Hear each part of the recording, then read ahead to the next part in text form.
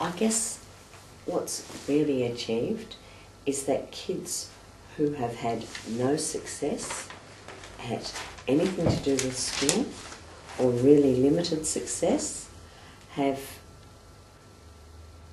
engaged in something that allowed them to be successful right from the beginning, which gave them a willingness to have a bit more of a go.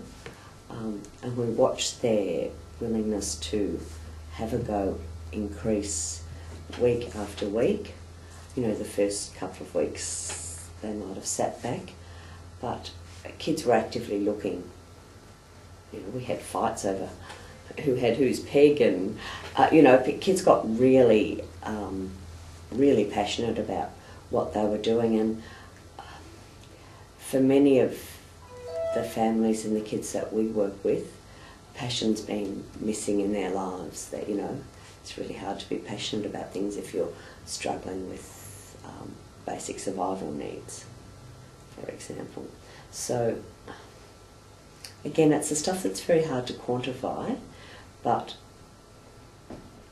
if you could watch a group of kids over time, you would see the changes. See them go from sitting back watching to see what was going to happen to having a go to we had younger kids last term and a couple of quite young kids with special needs.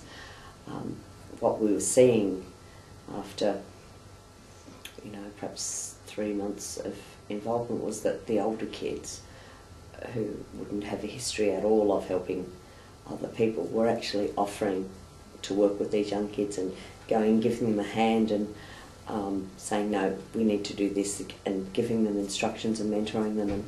And again, the kids that we see have very rarely been able to mentor anyone else. They haven't had a position of leadership where they could be successful. So often the opportunities that are around in schools and in the community generally rely on skills that the kids haven't had the opportunity to develop. So for something that's hands-on and enjoyable and lets them be a leader and lets them mentor younger people and lets them develop really good relationships with adult males and the police, it really says it all for me.